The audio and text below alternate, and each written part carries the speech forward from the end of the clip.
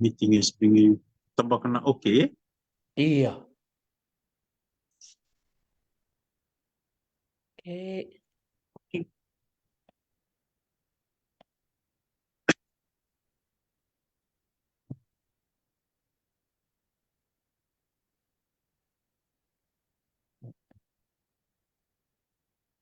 Nimbula.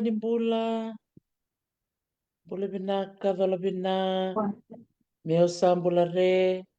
Meo sambula sia. Vala ngali. Vala bina. Bambul sarchu kubikem dona. Mata tim ni kandau. Kaya mata tim ni nanronga. Untuk anggi tu ni kuah. Main lawang kapak. Main Wala mo nanronga. Ni takan yo ni marotaka. Bikem ni nalak sarsara. En rara ni ngito may lawang. Ni takan yo ni marotaka na singo binaka ni kuah. Baka nga kani bakarau, bakumbulu ni bikem ni kede. Na biwakani. Ni nanama kiti kumain na nero may bitalan no. En singo binaka endai.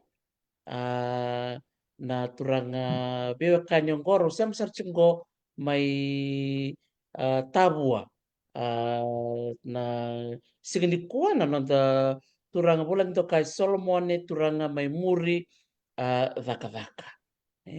Ni taka ni rong binaka ko yani na bioliba ni bitala no na sig binaka ni kuwa meuna rete matangko na ser sa pakarotikitiko menta na rongoto bata na sing binaka ni kuwa.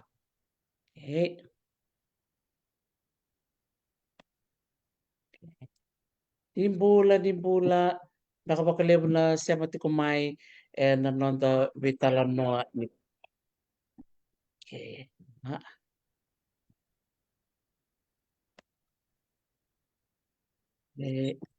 All right. Okay. Ang nitaka ni Sandra kibina katikong na pono may tahuang wala tahu ni siya mati kumikina na nonda turang bulang ito kaya kito sarabat ko niya biya rakidati ko na pono bak turang may tahuwa. Ngorito ka na bakang bula bikim ni kaya sara na sino binaka ni ko. No bula binaka wute yeli ranandi. Bula binaka taribos sa nakaraka. Bula binaka Josh Malaysuba. Baka talaga kina na bubalen na masiwini Israeli ndo bula binaka. Dana ronga naman ako na sere na wanon domoni menda na tikubutaka na bitala no na sino binaka ni.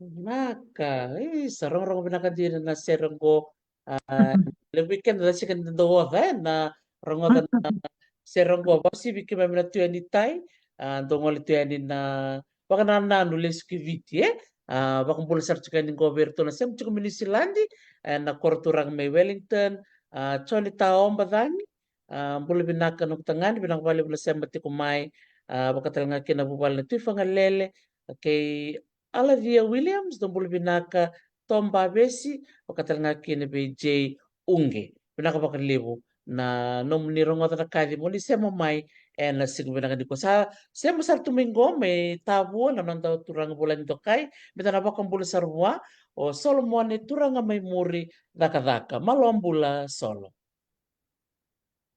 Malo bula weka. Sa dorere Binaka, bakang binaka. roka dorere bulan-bulan na Sema ti kumitabo ni ko bakang bulan manda mayroon na bakang roka ti kumay. Esa, ni bulu binaka, ni bulu binaka mai na siya mai na singdende ni kuwa. Abaka nundi binaka tiyani. Na kabalak tumatanan raki may tabo ni kuwa. Ni kuwa kabe singa binaka toka na noanga bisar toka na uda. Meda toka me na bogi na matakalila ye. Singa toka ni kuwa rurung toka nga saksa ni tau na uda. Binaka iyo. Kaya may sarap ko na mo na libo-libo Darida na mo na libo-libo sa bakalaka takal na yaw ni Barnua Ando baka yung baka na matinis to may tawo kaya masar-sar-sar to kani salanggo kani kurang bui sarang na ngon siya bulat kina turang tamango. Dole mo na ngono do giribale do kasarwa. Nakanggo ya tiko do katal mo ko Hiyo kila mara ni chuko may bayaw ni wili ka tal chuka neo ni tuko may biti do ka wata wili ka chuka na mon libo-libo nanra ke wili ka chuka na mon libo-libo na taw ni uda sa do gorong-gorong ako iya me makan nangon ni kuwa sa leka-leka tu na buru-buru ni sa sema chikente tu na mon libo-libo iya solo baka na mo baka na tikim ni manta bi I kenda na sikim na kanikuwa na no ni kor ni basu kena bonua o ni asus may kena. Ya, benaka nimbul benaka na bulu benaka kebni na siam cuma na sindente di kuwa betorongan nongo bewabi benaka tangan na kalau na bula sudah bikin na singin di kuwa bewabi benaka talanga be dokter ti na nona sudah nona ngona me wasian kina na nungu kani bisnisi benaka na yadangunga o solmoni turang memori raka-raka au ngone ni bonombalawu na koro susui au bostal ngai bonombalawu na koro sawana au satonga au bakawati ngai bonoleo inaka au awuli mai na Kalambu Fichen School awuli mai Kalambu Fichen School au kamani mai bakawati buli na Nambua Secondary School kau mani matai nuku taka na Ports Authority na wawule mai suba kau taka talanga na Telkom Fiji au mani taka na nunggu short course lalai kau mani leba kau cita na Ministry of Works na Moite mani pokok cita lagi. Tandina. Bakong sar chungo bera na buli oti may Kalabu Fijian School. Lele bura bakarong ti kumengo. Bakong buli talaga bikim din na buli oti may nambua. Secondary school. O klaning kay ata tik nga na sogo ni baka na numini korni buli. And December na baksa oti. Totoko baka oti na bitoko ni Soli aveani. Na buku ni kaya baka dorti ko so na bibaka toro na katake na korni buli. Ni bibaka rotaki nambua. Konto bera na buli oti kero mai bitalo no tiku ni kua totoka na nona mitala no tiku ni kua na buku ni nona susu take mai pakatanga kina na non samai ndola pendona non ro bisinisi batake na marama watina mai tavua marama dini bonole mai pe o misis takadaka solo Ko marama ni nasauba nanga sauba maduata undu poine undu undu poini poine sa dina nakapakalibu na bitokoni na buku ni takataka ni bisinisi o maro takapakalibu na nomu sule na nomu ngone ni ko mai talo no weekenda na buku ni biba kungit ni do bunga na ngona dan do katungan yo irana na wasu irana na China era ranira takataka na buturara ni bisinisi bikim ni na barang tu mai so bikim na siam cuk mitabua ni na klabina kana stoa sena puno ibn garabiti ko kina na nonta turanga bulan to kaya nang gambi pamatalaw ko na buku ni nona tika butaka na nona bisnisi ya baka mata na nomu buliti ko may nambua ambu tundo na nomu tatandra na dona takavaka ondongan reba tumba ko mona laki takaba ni osana biubuli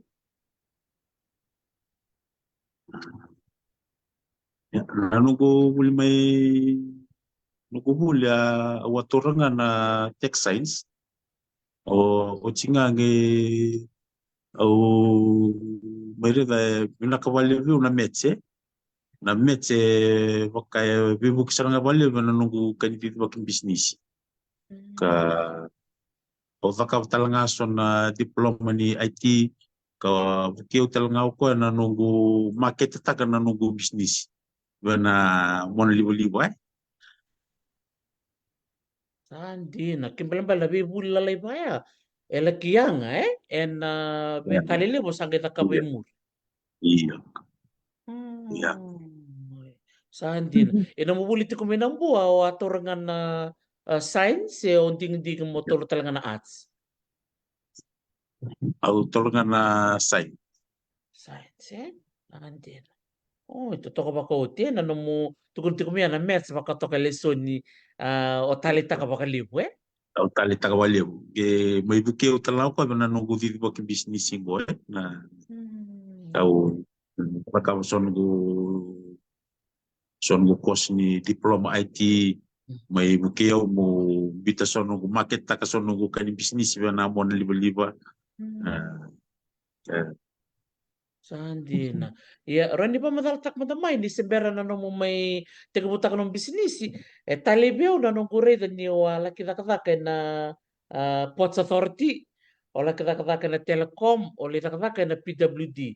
Bebe yaw tako may na burubur ni bisnis. Pa madaltak madamay na nung wala kitikibuin na bibuno ya.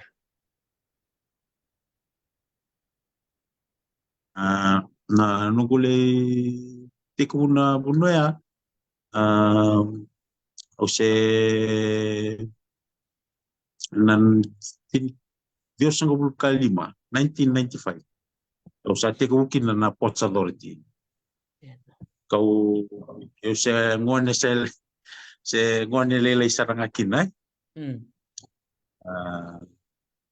te uda ka usange ausale bo au le buli talanga le una kaya no buli da ka kina Hmm. so na ka bo baka no buli te usar na telecom kamani laksar na Ministry of Works na moite Ina na mo bito sa kito kaya ore nga ni biu mai sona takataka makana vacancy na kanada na pertani o manimbita ni kina na ramo mo bakle fo mukina iya iya Hmm. ala ko nga may so na bete liu dure kasi to ni obe bakarata ka ni umbitangan mo bola mo bukli tarong tsunga ni o tsinga mo makutunga no mulai tarong tsikni taronga to sana ridi ko nga sana salak nga may bakarata sana ba nga ni sa chik so no mo bola dito Yan sa usando bonondo bakalaki na usando bitano ko bola usando ke bukilak searching ay inanorto office Hmm. are norto wala na radio wika ulak chinga bat mo binakachi ko mo takalak Sa totoo ko makuti ando na kain da rin da bulikin ni ku barong tuming ko sa tumbu-tumbu bakatanga kene soni tampangoni tamanda no mo posi di bandre bir tampangoni bosi bina kata kabungur ni sasule no mo ibola o sanga isiku tiko yani o siku tiko yani mo kakuni o mandua se kakuni o rere ni o laki tarong tiko na takata iya baba madala manda bir na tampangoni raba korong tiko meni ko naka pamagalangan na bikin ni na kutokan ni warong cuma na sembenta ni kuah kem kau sa bia bangkaran tu bagalaka me momak kutu taksar nga ni sa me chiko elo ni ko sa bia takabaka me kota ni georere se kota ni nongalebi burburi sa sa nunggu apa kasalangan ni bikim ni ni bia takabaka bina kasalangan mo ni ngole salangan na buno iku bina kata mo takalakina mo kerer tu cunga au sa bia takalaka sana gay kilaur tu ni kunci na po bia takalaka Tira saranga binakabangale mo na bibakal kanggatak na tikina ya na numusia ni bia mantua olako tiko nga sana baratak saranga virtual na pula sengai na turangongo do tayo na matanggali ngandre masaranga ko meta kata kanga sarata kam sarang tolong amel katumba beba kaya oh to bikim ni sibata ba solo ini anjing saya Port Authority, ngole bina Telecom, baki bita man na mutakatakin na tambalan ni Ministry of Works. ministry cing cingkawan na baki Hindi na. 2000 2004 2010 may na Ministry of Work o Right. geochi may kaya na 2020 China ba Ah, Chinambake, sa hindi na. Na nung mutakatakin na Ministry of Works, dole mo na nung bila ko yakin na BCBT. iya laku na bi korporo na sona project ndula kumai kito ndula kini ana project ni vani wabu meta kuna kitale sena siol sena valnivina Sa Sandina. O kaya ni bunga bira na vi korkoro nito ngolikin erna sarabi ko to kumain ka bini kwa erna na numo binaka na numo to ngalian laki tara na bay ni uwa laki tara na wabu o kaya ni sor na baka rongo ti kumain ko baka pula mata bira so bira na puno ang ngolikin na numo ni to sa nakakatu na Ministry of Works. iya esa wambulute ni bikim ni wambulute ni nambuchini ngaloa i buni mango i bundavon namosi i bundavo batike waniabu namomua sa ba bulute ni tagay bakay korbo talanga terto may korbo matadau kira may nayawu sa wambulute ni bikim Sa totoo ka baka uti o kaya ngol tsuko kono baka binibinaka bikim ni nanto taka na tambanang go na nomu ninto bita tu na nomu ni mata bobale o ni laki baka bula tu na biasa biti na kena sangai me tare so na bika baka ngona wawu bale ni vina na mbai ni iya ua balik iyo sa totoo kan din na mawe ni linga muni era sa baka yang ngata tu na lubi biti na biasa biti ba ngol tsuko na baka binibinaka o ngusul ko yani na baka ronga na kabini ko solo bikim ni nanto taka na tambanang go iya na usto ni nenda orbitalo ni kwa membaleta tiko na nomu ni bisinisi mai tabu au na nomu bitar tarmai na bita na bula saoti tarayo bakalia na nomu reide na nomu talita kana taka bisinisi ya au ngeronga na nomu talano ni wati ko na tambana ni Ministry of Works baka robita lati tu na bi bunongo na tambana ni tarawabu na tambana ni tara baini ua na bi kabango mosari kamai na buturara ni bisinisi vamadal takamai na tabaya velo maya mesa maybe sa unamua. iya na naka na nunggu bakaling bisnis mo andonga na singa kero bakasama ta kame me kero sandola ondo na ro bisnis kero waksamtaka sama ni kero watataro abu sara mani sta oto sona tatao sona bonua ndalakina sole una soni rent sona bonua ndalakina besteki kenda na toke menda wakaduri bisnis kina sona satu ba sona tao cinga mani kero wasanga cinga kero me kero ndola mangando na rum bisnis sama ni ronondolu rosabu karua kero sama ni redan dona space dona sa shop space i tahun sa mani kito vital noa sa mani kero mani tawana sarana stoa mani ronondolu rosabu karua me ava mani tikin sigini kwa Dina. O ni ba madaltak to maya turang aya no na nambole-bole on ro sa tawa na numro bangkaran na ono mon ro laki ntola baki nom ro stoa na so ni rende bakatan nga kina na bibak diditek endo ya do mai bi kada na ituki na taban ro geda ka ba me ro ka kun yalo leleki ma kanga singi pichikero mikero kunyali leki na kero sangat chunga mikero toso chunga liwe mikero kunyali lai kero liu tak chunga na kalu na rombula me wartak chunga mikero na ngun salvinaka nangai donga na singa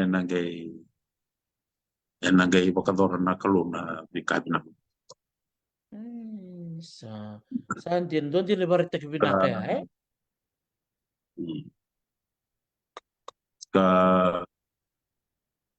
bukit kero talanga na takani bisnis pelatini na sauli bule viti sa sauli gue sa lele sa singi biruro watana nonta sauni takavakai sama ni kero na numangone kina me kero sa tola mangando na rum bisnis kamera ni buke kina na nero vale sa rani pa mataltak man tamay na bisnis ita ba raw sanggay na numaba ka beauty mon rondola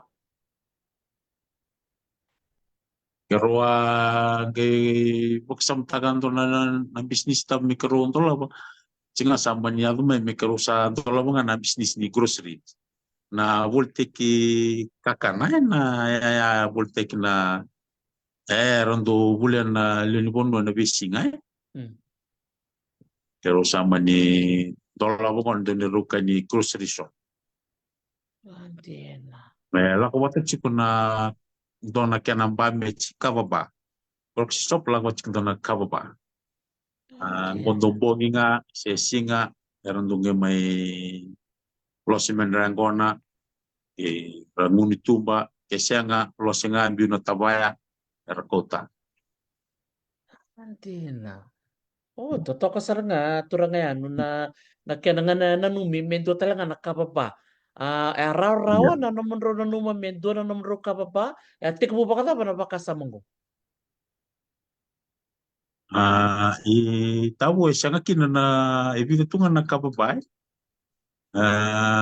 oyo bateo sonongo na sando tunas to arani gelak ngai bale sa rotal na matakalilay mutume na matakalilay mote una diwa aundo gelak nga na sa mani ubang getaki na meu burta mo vakabo sona kababa sona ba mechim mo betemera ni ratal tunga kinai mo ni ratal tunga kinai sa andong rakam tongaya sarge dunga dab tok tum sage babun talcinga mo yan rakin kondo ge tono mo nando ya sar na won na mataglilay Antina. Oh, totoo ka. Ang dalawang lo dawirinig ko. O sana lito pala mata na yang gone nakababae. Ro ton rodo ko tiba kami pina nom ro yang kon na turang yan.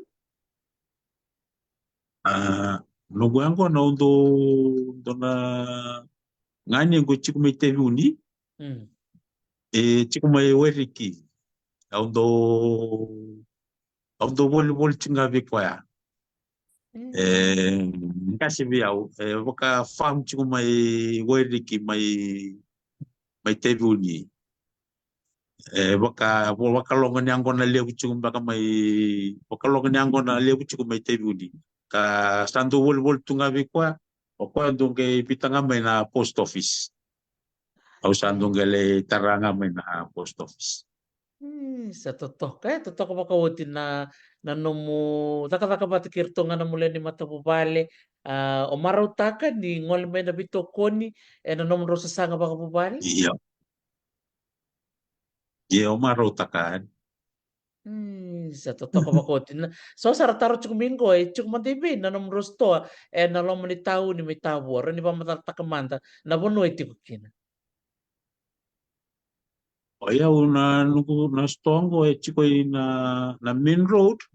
Oko chiko nga na main road nga wango i kamengon salamay muri.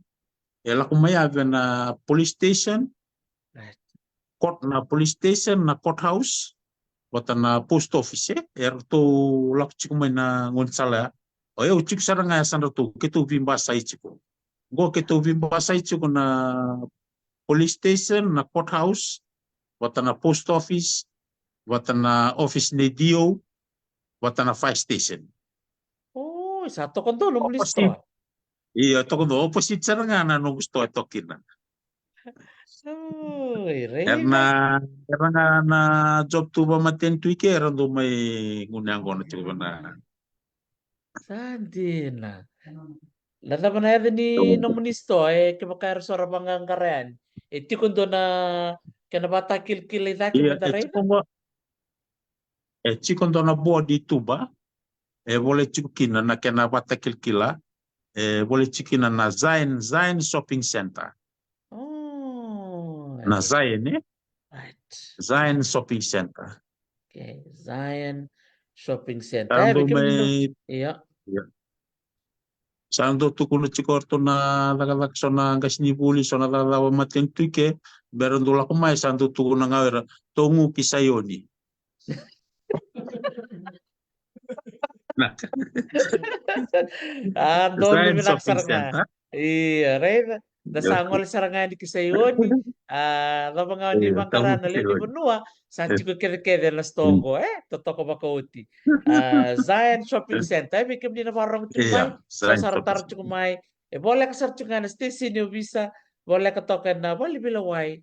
Boleh ka talaga na posto visa. Totokan din. Post. Sa siyang talin doon po no, tago magkibina ka to na stongo. Si Mata ba yan? Iya. Post office, DO office, fire station. Rabita rab searching nga opposite. Oh, okay. Fast stage. Latap na po no, hindi kita kakina. May ada ni nom listo sa yun.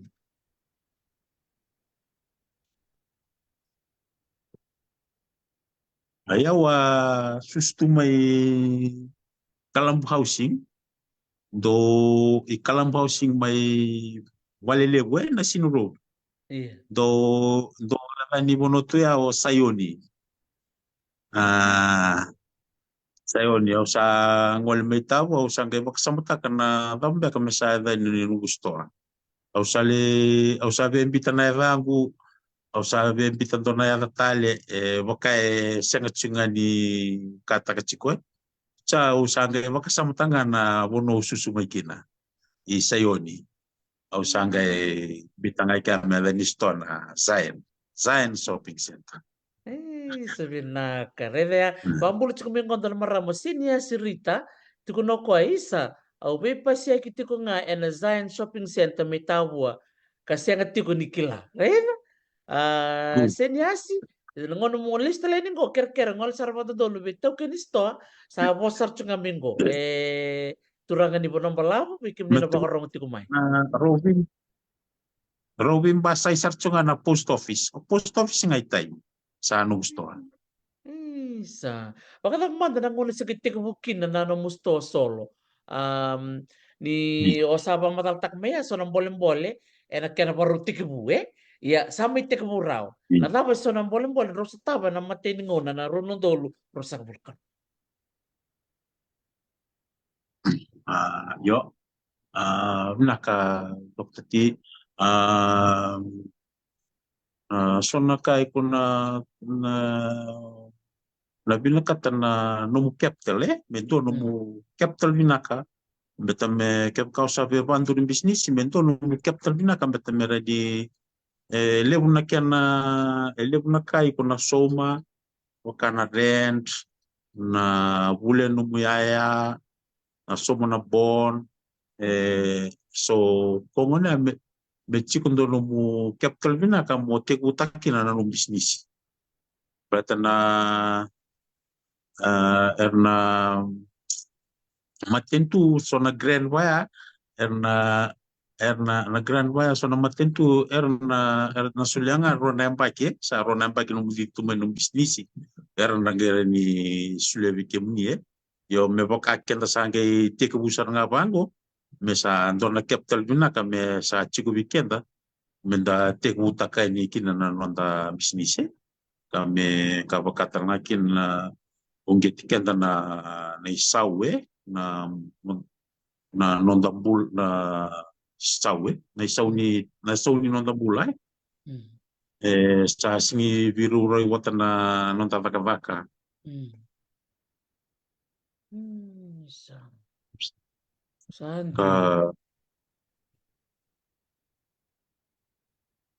ka mo vaka nga kokoa mo vosota nga valevu kame kamo makutu talanga mo makutu talanga kau vaka Hindi na todo. Kaya chuko nagkanayang lo totoo ba ko tinumuto ko naman na kanimbolembole andole mo nango na bira na takang bisinisi okay na taga nga ni sandur tu na stoa sa tao tu lo na yaya ni stoa na bika kaya dasya ka ni reda na ongo nga ni kanro ta kaba kabyutini na kaya tuwa ni may na naman ro bula ba kay labo meron iti ko na naman ro capital ya baka pa nang palabo ni ngo nang ro baka na meron ni tubi na ko to na naman ro capital yan.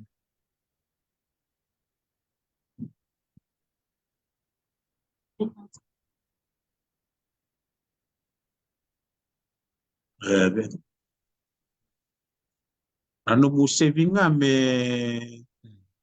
ngono sabi na katakinan do na mo saving takay mo save tak na so na no mo stende kamo batani iyo bento chunga na no ni iko be bandurin business Sabi na kabali. Doon din na boleh-boleh libo ya bigyan na 2K na mamaroy maroy na saving Antin.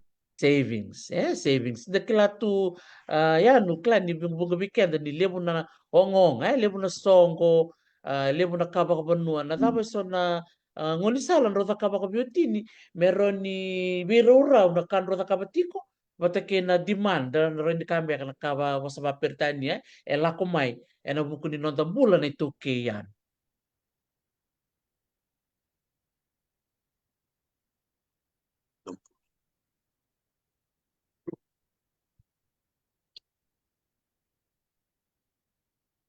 Yeso nga na ka menda na numanga na mutuwa na binakanga na kau na kau rani wasya mo baka la kumai so na ka mutuban kona kai kutuban na tani do tana ka ko me bitani chunga mo kuni como ge to nga mo la ka nga mai be ko sa kala chukni ko ya ni banta ki bertona kana boya ko baka angor ko na so na ubale na so na lenga so na kawaya kena nga chunga bikenda kena nga ndara ni tuba na binaka menta tuba na binaka nga tuba na binaka ndana ge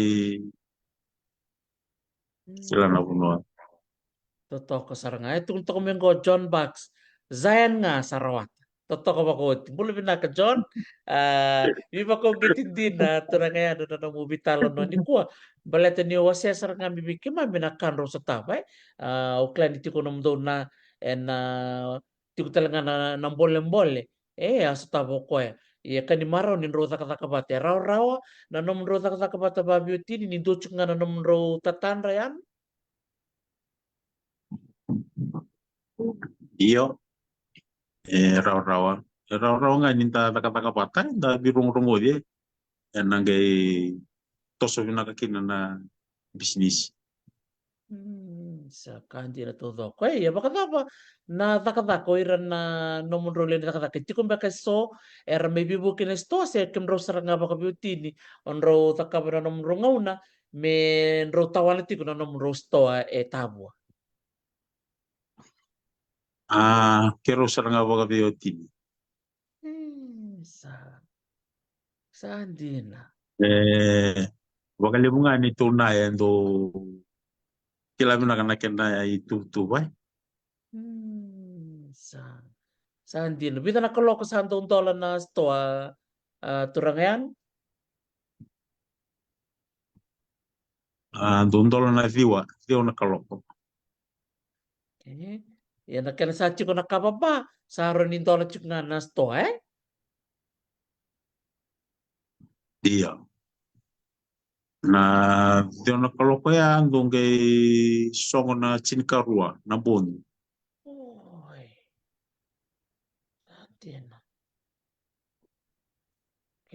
Kembali nakababayan yo tukuna tigo so ngonon do song sar na rua se ona kalok sar ngune ang kono chumba ngai tumba nakababa se song ngana sto Iyo. dolo chunga na ba. Siya ngayon dol chunga na stoa. Au do bitangani tu na dambe dambe toka. Sa totokon din na Sa songa nanguna iya. so nanguna sa randu belako danu ke tawa-tawa nga ranggay kota. Isa totoo kasarangan na yung garabing ko ken balbal ito rangayan no. O deso chimanda na pi ir na may volleyball. Be o klase na ron ang kono nom robin garabitiko sar nang wali chuk mena be komunita buhay. So tal be karang wali may baya may protokola se so tal na bi bonuer may volleyball. Iyo so nanguna randu wal may kola Berarti ni napuno tala chicken niya we walak tu na bareki do bisa. Eron do le na to no bisa merna bareki so ngona do la kumena poro tawo poro. So tala nga ngon do la kumena motoka eron do la kumenda eron do bangara na sto abo ki sa songo tu ambong lewe. Kay to yung do nga andolo tike sa ron do gay lak may wang. Nagito tukun may bira. Do nga na sto andolo chipa ay rake. Semua orang tu gelak mai. So nung orang tu maksa restoran rebongi mai. Meron tu bangkaran na buno meron mo dikina. Au sandu tu kuna vir mera kelenga na kapa keranda walilai rangai tostali. Sa totoo kasara o kaya ni bunga birang ko na barong ti kumay na kapi na kanikuha. Bunga baka birer santo mo at baka na namdo kapak. Baka ngol chukay na baka binibinaka. Wikim ro babiotine na naman ro binanumi.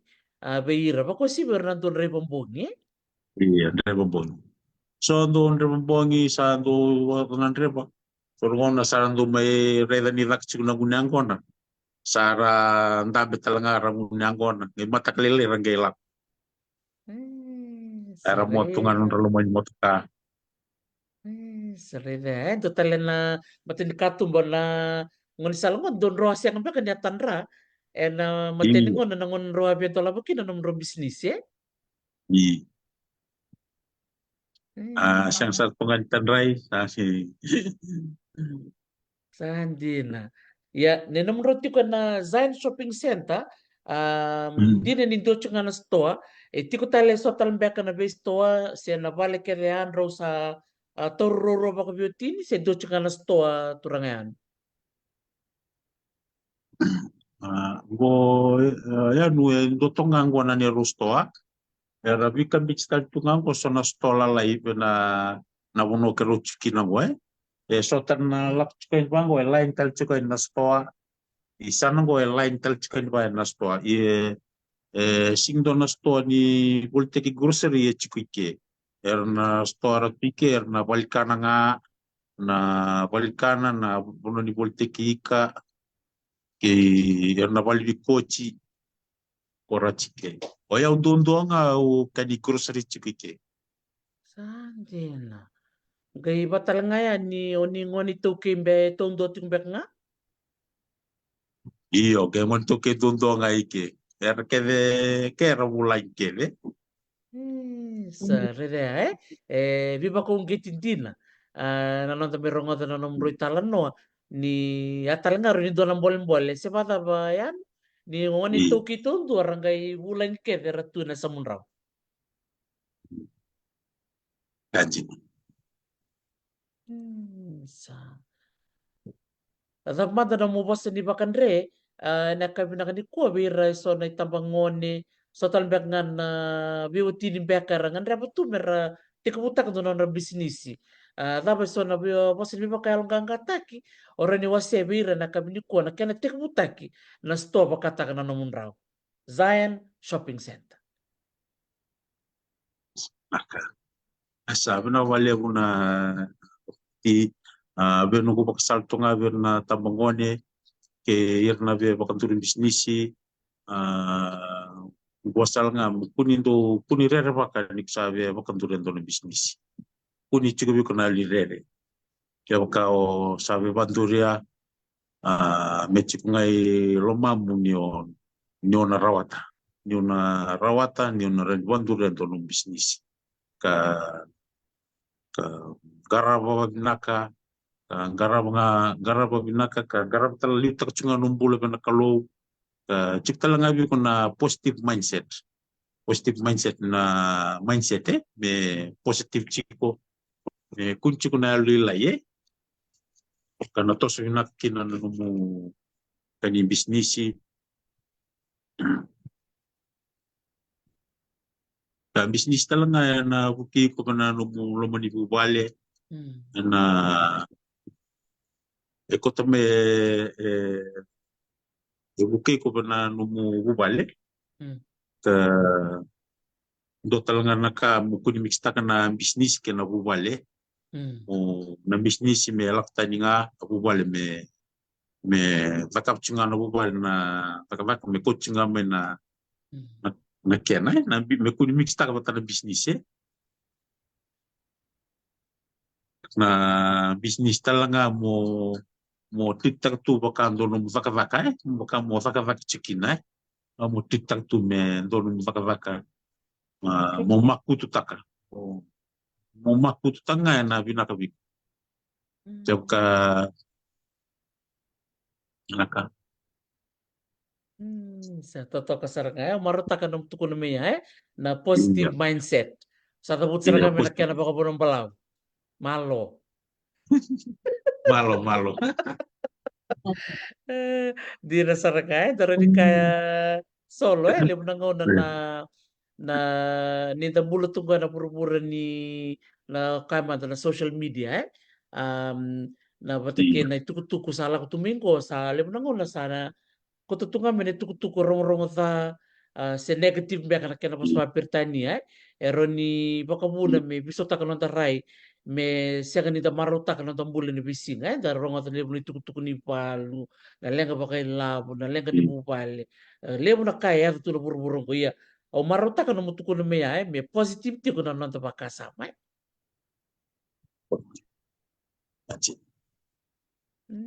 sa ina rede positif na bakasama ya na binaka na kawan Tiene todo, tiene todo. Kundo di na viva kung gitia weekend. Napakarong ti kumini ko na itabi ta panganda ba itabi ti kina don di na viva kung gitia may besol. Me de biso ta kana nonta to ni rai me da rai tu nga na rai binaka kena mama raw talenga me da kena mama kutu. Au taleta kana mutu ko me na mama kutu. na makutunga ya na toso binaka kina na nomu via banduri ya nomu bisnis na makutu kamu invest taka ka enjoy taka talanga na vika rawat Sandina. Nabida na pula sahot in December rin kami o ni tambah sartu may Australia ro ni mamalata kamanda na ilanom ro itu tu mulai yang sartu yosi yan naka ano na ngole Australia yaw mandanga au sagay matay nung ngole tu makando palagi ndo na ngande binaksara nga biyaw o rede kinele naka sona ka uli uli to mecha kau ka rambay lew talanga na bi kau bakareda na ngande ay Hmm. ka ngande binaka ka au rawatangon na nugu lakwa ya bena nugu chiku bena nugu wol wol tek chiku bena stoango au Hmm. rani somo ken ko bondo bakap ken kan bisa pongone na makutwe nugu makutaka nugu vaka vaka ena rani sona bunu rani ko chiku kina Hmm. kau do bosotangon na sona singa do bosota tumo mutunga ike na singa mele bongi sono gono sa go do kutunga me no meteresi no pila sa tu ke nga lo stoa sono gono sa do mo de nga ikina ana gana mata lai gono sangke te ko bukina sa sono gono ana gana mata le undol undol nga ike sa tunga na singi sa tu pras nga kina undol undola singa sa ndongere de nisle ko wale le na china koloko au sa ndongela ko ibale le silvinaka sa gela ko mai. Sabo kami do no kumpulo todo tuna ngono tigo bukina stoa au sando tunga na stoa au sing do la volleyball sando volleyball tek tunga ka bom gite ngono kina no guma kututaka ka babu no sar kina mo ngande kina Australia. Sa totoo ka bakoti, malo solo oklani dobong na nanti tokan ya reti kuna nek rabakarong do barro may nanong program oklani sobira na ronga na ndoro bitalan no dagere da ti kuna ding ding mi somer la kana nek ya uridan ko ni ti kuna mrun ding ding mrun ti ngai bit ronga la ngai Australia bangante do listal mai but so ngona do lib na ngona do ti kuna ipos ay it's always green on the other side ya sonongona onge ngandi Australia onge redisa enroko roko bina katsuka mo tawa do man tala mo basa ni bakal ngangata ke ber na bakarong ti kumai ko rending ti mer sabi ti Iya iya ya sono ngona tanto benar benar iya benar go pasanga ni tachume bayai bonua I ndolo buno tadi na sono ngono sana na elom sana lok ngamo sana numunga na buno ola ko mekina sana sono ngono sana ndur tumalanga o ndam tunum ndam dambe seo bakareto na katumbalaka na num ndam toka num baganana sana tunga me na buno toya welikina na buno ngole likina ka kadalire talanga I balage dalire talanga kya ni vina kana tuika na lakavaka na ilavo ia na bula ni vitala noa ke na vinda nirwa ke sianga ika tana sianga ni wakanda tui bichi ni da tui bichi ndare da dua da iyo bula iyo I balangi so sa siang di bambula sa siang tala di bambula mo ko lagu mea Hindi na e saray so bichi sasuli siang o na tala na ronga na bambula so na may balang Binaka, sara binaka. dabambula Eh, ngayon sa daray nga nagkasun sasuli may surga sasya ka na nato bambula songa iya.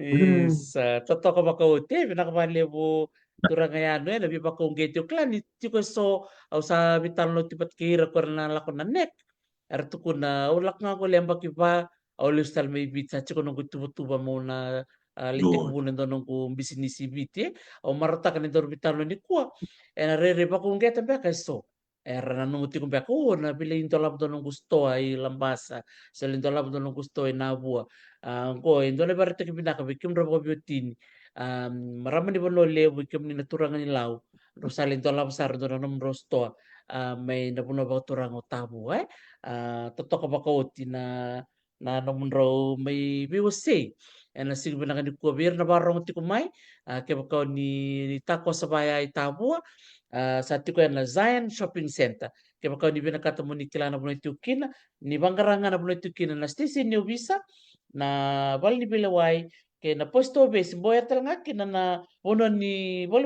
ni buka sa ti ko binakan na mo ni tukina stongo ni tago makibinakatu kaya bakaw ni reba ng bongi raw ni ngwali talangan dolo ti kuno nakababa bikim ni nawe kanta mitabiuni ninilito wala sar nga kya na yang gona ngunu binaka na yanu bulong bulo tabiuni turang yanu baka bulo man tabi rto mitabiuni rto baka rong ti kumingo Ya wa bultungani be taremosa kita kau ngandengu na wachino Julian Rabiwasa to may turangani tabuki chingango ri orto wachik chiko wairiki wa bultungani bot kerto wa mimbinga be max wateke cherpoame ro bulchiko bako kawa mondorani udinom romomo pinaka sa totoo ko wala wala usar ko Babul kaltungani biar may sayoni ernangoni sayoni era tumay bibonotani erna tui bici sawambula kaltungani do tukuntor to na nimbani sayoni zaini sesanga naka sabi na ka malilim sarang karna sar tal chinga mingko sa tal ngar nang saraba ni toro video ni utin toro bitalam no bakong bulu chinga ko June na kami kamida bakong bulu chinga ko ni kimdon royasa sa batu mision kako na gay bitar taray ni bikim iya ni balet ni sa tola ko no na bisinisi ni sabay sulu June iya kaya misaran to na puno ni sabay sulu mitawo siapa tapos sol Pinaka Reda, ira ka ng oras siya makani Lolo sayo ni lolo mo. meten gitu iya Zainis te do gora na to krukel mai Zainis gori weka o jun gora to na nito ngas ni Zionist. Sadin na, binak wala mo June. Totoo ko ba ko, tiyan ni Naka. Reda, o kaya talaga niya, sus talaga may nasa sungkoro minista ni Maramo, Honorable Linda Tambuya, nabuno kita gori may, Ya, nabuno baka bukan sila. kalambo, akan sila, sa sabat. Daya sa sabat Iya, akin, iya Ardo na. tawat sila. Isa. Walak Nak, sarangan orto valio o juli ngori kala i takose ni kalambu fijen. O juli andina. walak sar chinga. Oh, vinaka. Nakapakalipsar. Siyempre nga nito pinintaro bitalan no, total na kao pinakatamawasya, where na bakarong ti kumay?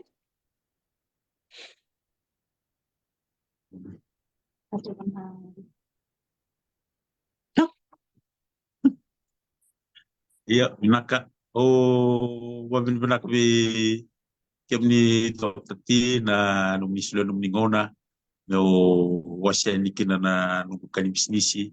O wabin benak talangani bi kemni na siya kumay kau ndonga nungu wasala wasala vikenda menda menda vilo mani nga valevu da kota levu na dhunru da kona dhunru valevu vaka vata da marau chiko sa lek chuna ngona marau chinga valevu kau sana ka montona ka vaka wana mo marau taka ka donga no ka kambimbinga liu tak chunga na kaluga na numbula waktu saya kuchiko na ikala o vaka mtole singa wawini wa kerbi biso chiko ko bisinga ka lute ko chunga na numbula ka kambimbinga mo marau chunga na lom totale na dulu naka Vinaka makaliw. Sa ka ningol ni Dunro ko, iya kaya makaw asa mali ngene Dunro ngoni kiko, dulu bo Kaya kau manindun tiko na lo manindun singa ni ngole ni Zion Shopping Center tiko mikina na kava ba na kota libi na dundu. Seba na solo? Pagandua. Toto ka ba ko May dia dongan ng bilong ko rin chibando na gundo. Onde sarga onde. Wasip di non to yang kono tiko mitabuni o dundu ya Sorry. o na release. Rende ge lande tali. Toto ka ba ko Isa. Naka valeu sar solo, naka valeu bem do na, mas vi nak talang abi ko ya, nanon na bito ko niti ko nonom rosa sang ando ni barate ki binak ngo weekend ni tuki, do buti tu weekend ni tuki bisini sini tuki duri ngamen tap. Ko do na barate ki ni kuwa ni saro na mbeki ngo se tosuk nga nonom ro bisnis